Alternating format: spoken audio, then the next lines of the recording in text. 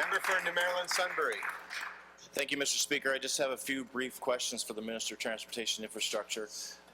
Last week we experienced our first major winter storm here in central New Brunswick, southern New Brunswick, and Mr. Speaker, many of the subdivisions, or all the subdivisions in many ridings in the capital region, are tendered out. They're contracted out to private contractors, and this isn't something new. This is something that's a process that's been happening for several years. But this year, Mr. Speaker, those contracts haven't been fulfilled, and the obligations in those tenders weren't fulfilled in this first storm. Several hours after the storm even finished was before our first piece of equipment actually made it to these subdivisions, Mr. Speaker. These delays drag the economy down a long way, Mr. Speaker. Our first responders can't get to the emergencies. I was just wondering if the Minister could tell us today what actions he's taken so far to go back into the department and see that this doesn't happen again. The Honourable Minister of Transportation and Infrastructure. Mr. Speaker, I want to thank the member opposite for the question, and very important question. Obviously, we're into the winter season.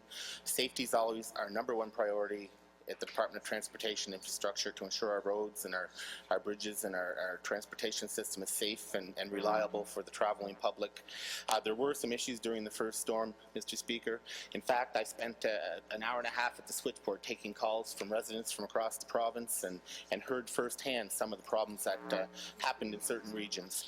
So I'm very much aware. I've spoke with all of the district engineers throughout the province, and they're certainly looking into the situation and will ensure that they work diligently with each of the contractors that were awarded the contracts to do plowing in these various regions around the province to ensure that they're living up to their responsibility according to the contract that they were given.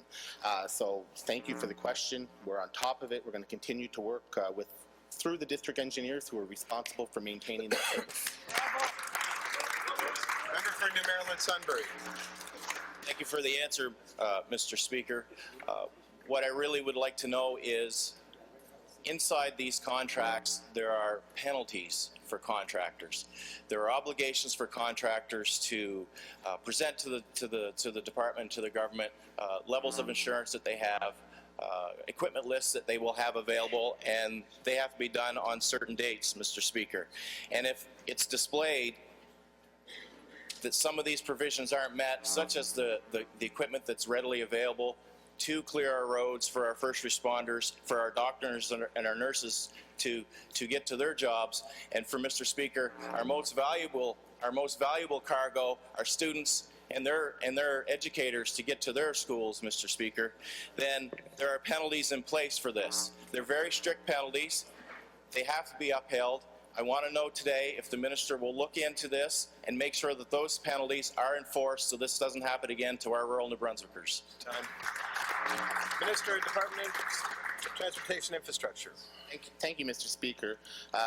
You know, the Department of Transportation Infrastructure is responsible for 22,847 kilometers of roads in the province, 3,226 bridges, 3,057 large culverts, as well as over 235,000 smaller culverts. So we have a huge responsibility.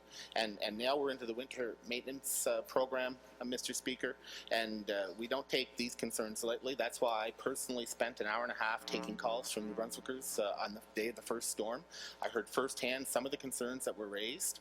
I want to commend the staff at the Department of Transportation and Infrastructure who work extremely hard to ensure the safety of New Brunswickers and people traveling throughout our province.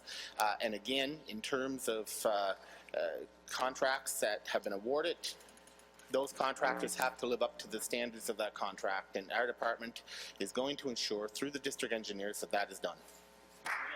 Member for New Maryland Sunbury. I can appreciate that the Minister takes this seriously, Mr. Speaker, but I want to ensure that the Minister is sending the message down to the people that are responsible for looking after this, that it is serious for the taxpayers of New Brunswick. People in these subdivisions pay the same taxes as people that live on Class A roads. There is a policy in place, a minimum standard policy for snow removal in these roads, and it needs to be upheld. Mr. Speaker, what would be really helpful is if the Minister would put together a meeting between the district staff, the contractors responsible, and the MLAs that are affected by this that represent the areas that were missed out on this.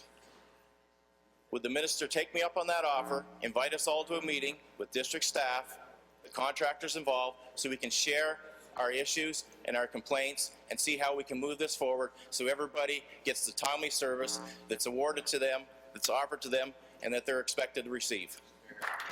The Honourable Minister of Department of Transportation and Infrastructure. Mr. Speaker, thank you to the member opposite for the question. Bit of a unique strategy from the member opposite. The meeting's already been held. We've met with the engineers around the province. The engineers have already had meetings with the contractors where there were some situations that arose.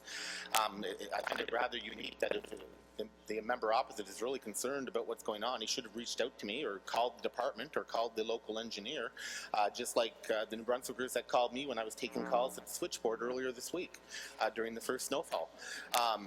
Rather than stand up in the legislature and try to score political points. Again, I want to reiterate, I'm very proud of the entire team, over 1,700 employees at the Department of Transportation and Infrastructure who work extremely hard. And I find it a little bit unique on how the member is approaching that rather than reaching out to his local engineer. He has the number. If he doesn't, I'll send it to him because they're there to work for all New Brunswickers. Thank you, Mr. Speaker.